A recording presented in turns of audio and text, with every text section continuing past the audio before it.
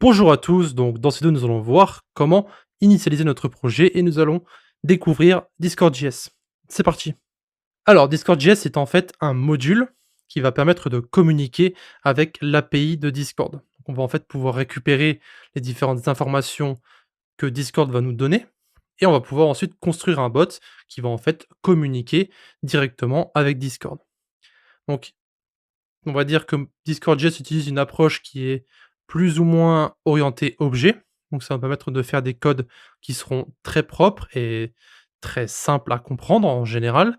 Donc évidemment, comme j'ai dit à l'instant, c'est construit à l'aide de Node pour être utilisé du côté serveur, donc avec JavaScript encore une fois. Et ça couvre plus ou moins 100% de Discord. Donc on pourra pouvoir utiliser toutes les différentes choses qui se trouvent sur Discord. Donc tout ce qui est création de channel, création de catégories, kicker les utilisateurs, bannir les utilisateurs, et cetera, et cetera. Et encore une fois, c'est une librairie ou un module qui possède une très, très bonne documentation. Il faut juste savoir comment la lire.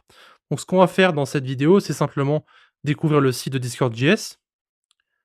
On va voir comment installer la dernière version de Discord, donc la version 12.0, donc il n'est pas encore disponible, c'est pour ça que je vais vous montrer comment l'installer, mais au moins lorsque la version 12 sortira, vous serez prêt. Donc encore une fois, je précise que j'utiliserai la version 12.0 et non la version 11.5.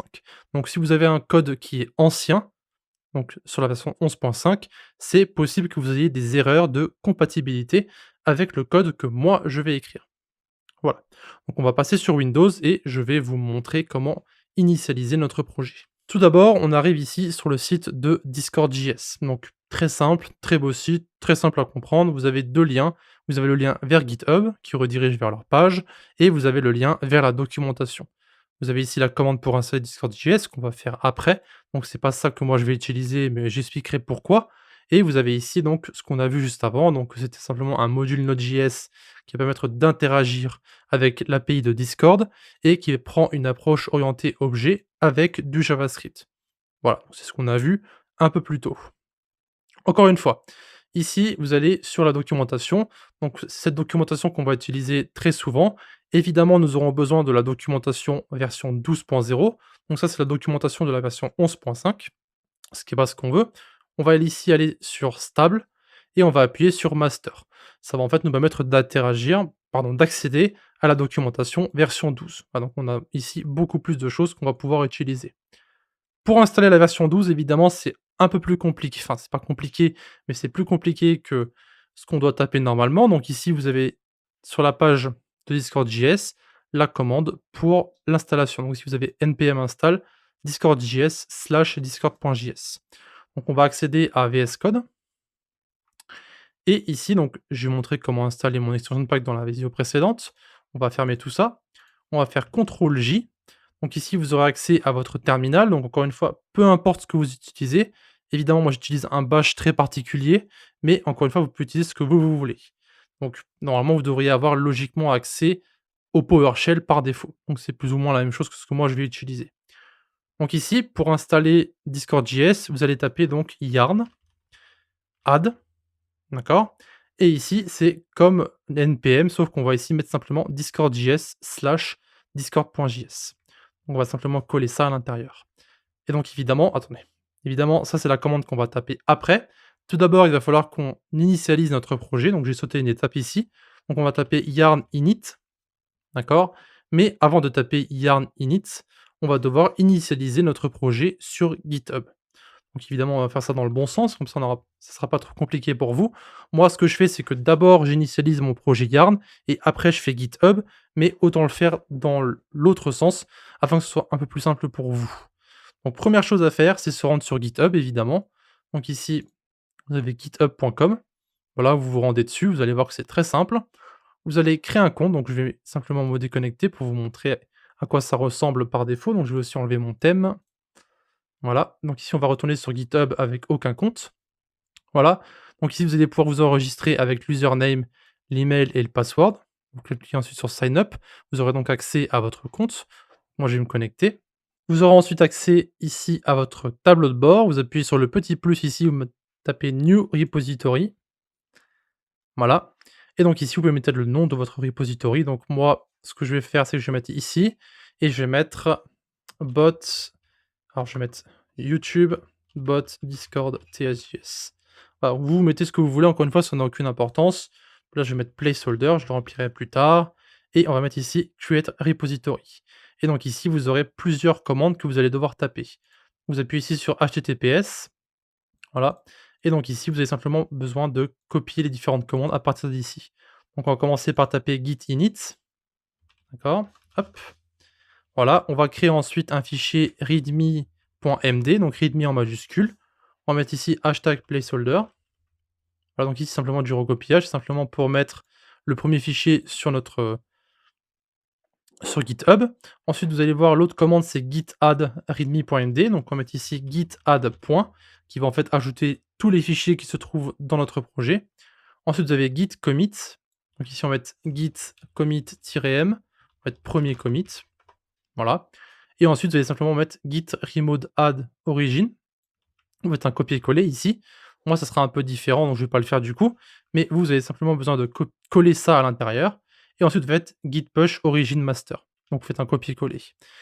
Il est possible que vous ayez des commandes à faire entre ces deux commandes. Par exemple, lorsque vous allez appuyer sur votre git push, il va vous demander de mettre vos différentes informations concernant GitHub, donc vous remplissez le tout. Et s'il vous demande de vous identifier en tapant certaines commandes comme username et email, simplement, il suffit de lire ce qui est marqué dans le terminal.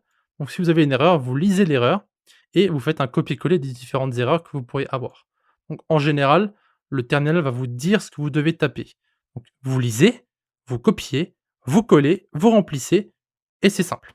Voilà.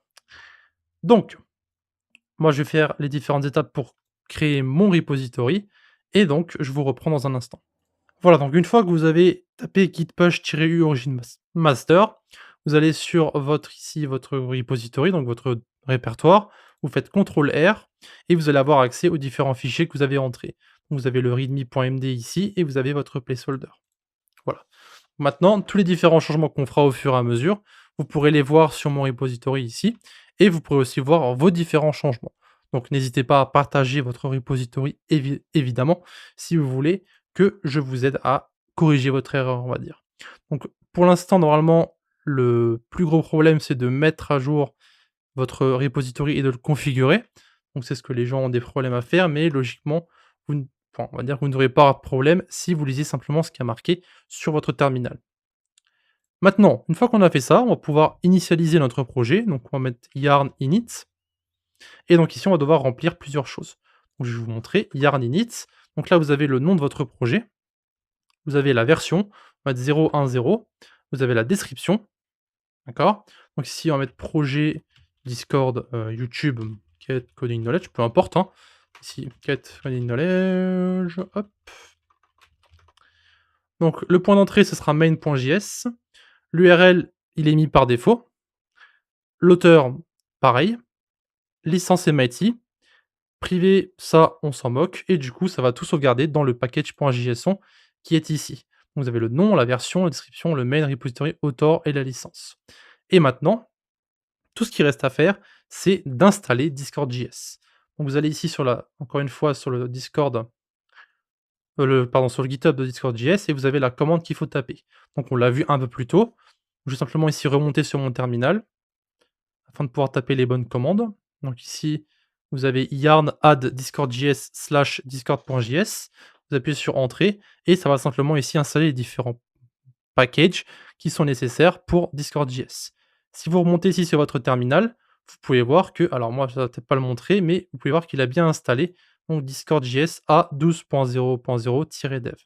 C'est ce qu'on va utiliser dans cette série. Voilà. Donc maintenant nous avons un package.json qui contient une dépendance qui est donc discord.js. Nous avons notre package qui a été initialisé. Maintenant, on va simplement créer un fichier .gitignore. En fait, ce qu'on veut, c'est ne pas envoyer certains dossiers sur GitHub. Donc ici, ce qu'on ne veut pas envoyer sur GitHub, c'est le node module. Donc si on met node underscore module, slash, et maintenant on va sauvegarder et vous allez voir que sur VS Code, le dossier ici ne sera plus vert parce qu'il va en fait être ignoré par GitHub. Et donc maintenant, vous allez faire simplement git add point, git commit-m initialisation du projet, d'accord? Et vous faites ici git push. Et vous allez voir qu'il va en fait pousser les différents changements que vous venez de faire sur votre repository. Donc ici, on va aller sur notre repository. Voilà, on va rafraîchir cette session, peu importe. Ici, on va aller sur mon profil. Alors, vous pouvez directement aller sur vos repositories. New repository, ça marche aussi. Alors, c'est pas les miens du coup, c'est plus ceux de Get Connect Knowledge. Du coup, vous avez ici Get Connect Knowledge slash YT-bot Discord JS TS et vous avez vos différents changements. Donc, vous avez ici le git ignore, vous avez le package.json et le yarn.lock. Vous allez sur votre package.json et vous pouvez voir qu'ici, vous avez les différentes informations que nous avons tapées un peu plus tôt. Voilà. Donc, ce sera plus ou moins tout pour l'initialisation du projet. Donc, dans les prochaines vidéos, ce qu'on va faire, c'est qu'on va voir comment utiliser la librairie et comment utiliser la documentation afin de pouvoir taper nos premiers codes. Merci d'avoir regardé notre vidéo jusqu'à la fin. Donc, grand merci à nos Patreons qui nous suivent pour le moment, donc qui se trouvent en bas à gauche. Si vous désirez avoir plus d'informations sur Patreon, allez simplement dans la description et retrouvez-nous directement sur le site.